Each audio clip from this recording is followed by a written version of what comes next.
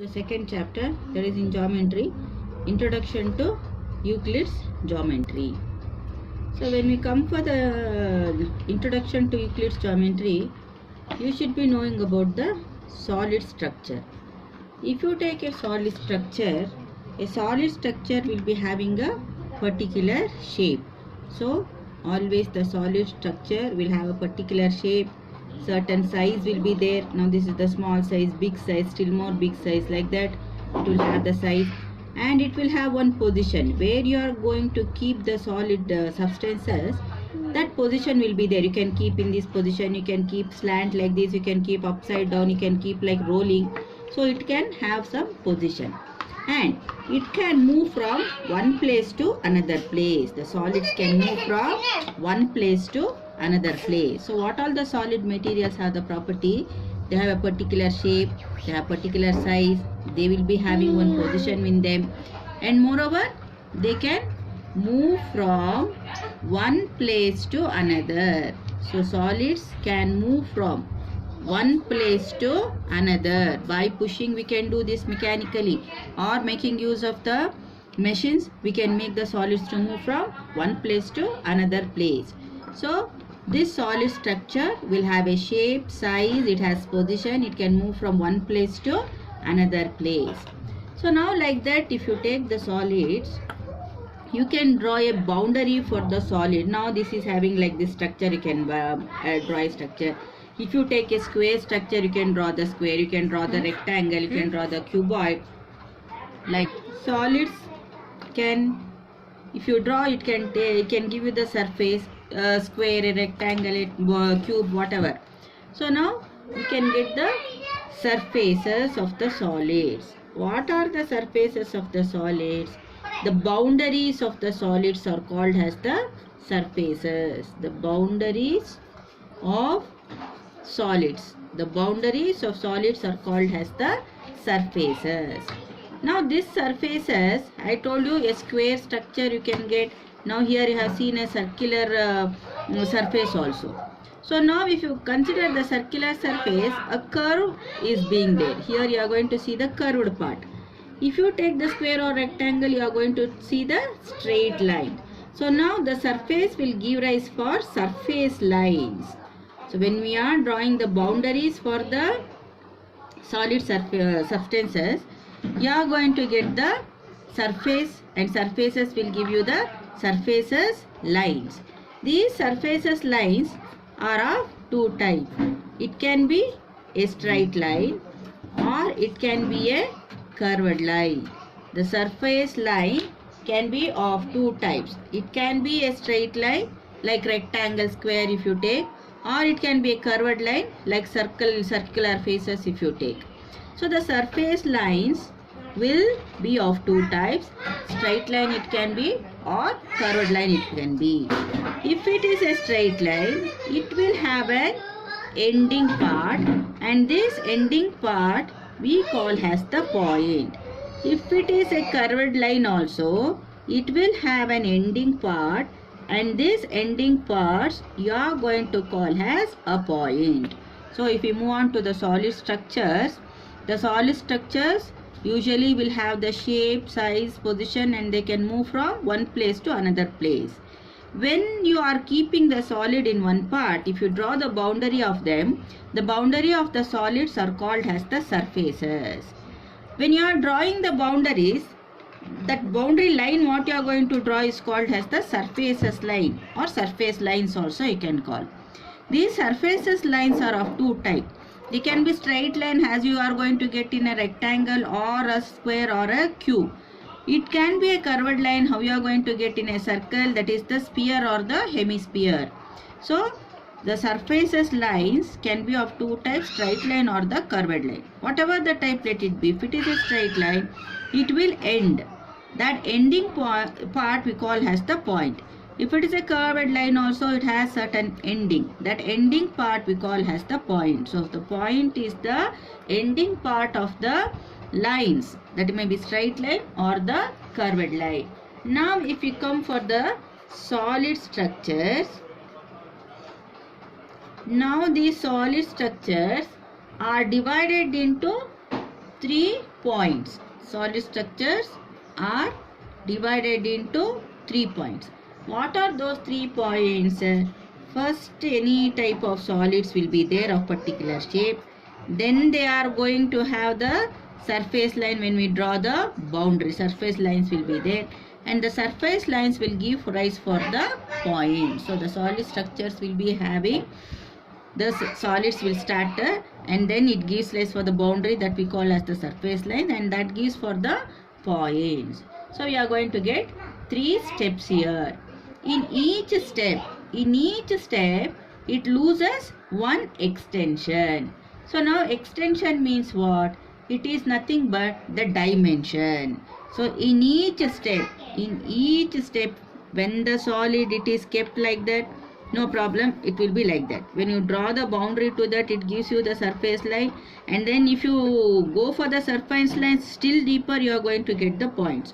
So in each step you are going to see the loss of one dimension. Dimension means what? It is again the boundary line what you are going to see. So now basically the solids will be having 3 dimensions in them. What the 3 dimensions present in them is length, breadth and volume. Now if you come for the surface line, the surface lines will not have 3 dimensions. They will have only 2 dimensions. Now surface, this is. Now if you come for the surface lines will have only 1 dimension. Lastly, if you come for the point, it has no dimension at all. So each step it will be decreasing. Solids will have 3 dimension. Surface if you take, it will have 2 dimension.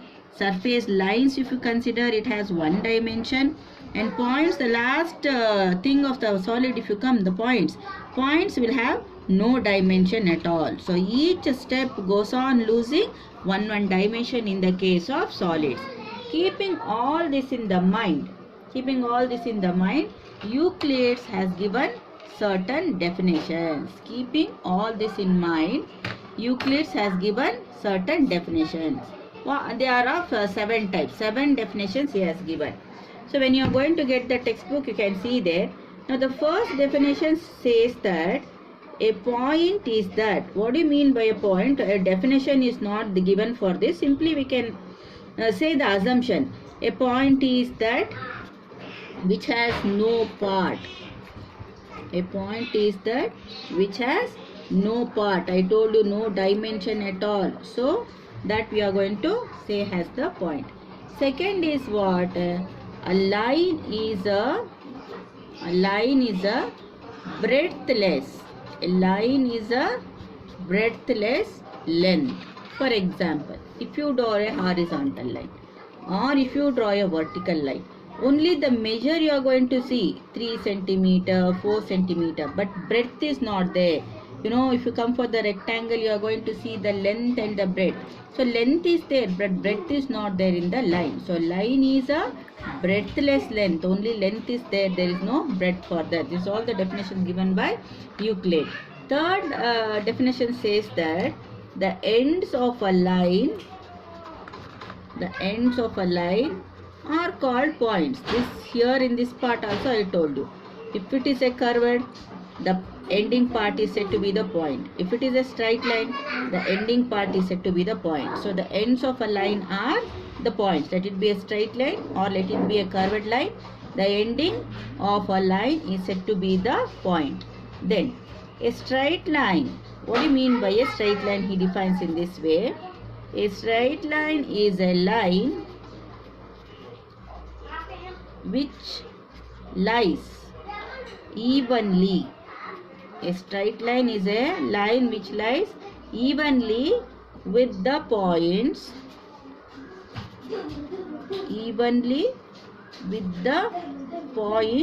on itself. What do you mean by that? It should be the point like this, or it should be the point like this, or 2 or 3 or more if you take. So all the collinear points will give you a straight line. In that way also you can write. So a straight line is a line which lies evenly. It should be evenly in a collinear way. It should not be unequal. If it is unequal, okay, it gives you a straight line. But sometimes you can say this as a curved line also. So a straight line is a line which lies evenly with the points on itself. It should be on the point itself, means collinear also you can say. Collinear points also you can say. The collinear points can give you the straight line. Non-collinear means irregular or uneven also you can say. Then the fifth point says that a surface is that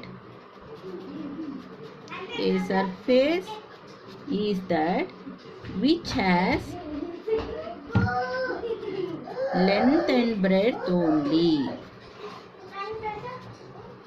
A surface is that which has length and breadth only. I told you a square, if you take a rectangle, if you take, they will have the length and breadth, they don't have the volume like. So a surface is that which has length and breadth. Solid will have 3 dimensions, surface will have 2 dimensions. I told you, in that 2 dimension the length and breadth. Surface means it is the boundary of the solid. So this is one definition what he give after studying the solid. Sixth one, he says that the edges of the surface, the edges of a surface are the lines. I told you 2 types of lines are there, curved line and straight line. So now if you take the edges, the edges of a surface are the lines. If it is a straight line or if it is a curved line, whatever the type, the end points or the edges are said to be the lines. Seventh and the last one, he says that a plane surface, he says that a plane surface is a surface. A plane surface is a surface which lies evenly. A plane surface is a surface which lies evenly with the straight lines on itself. With the straight lines on itself.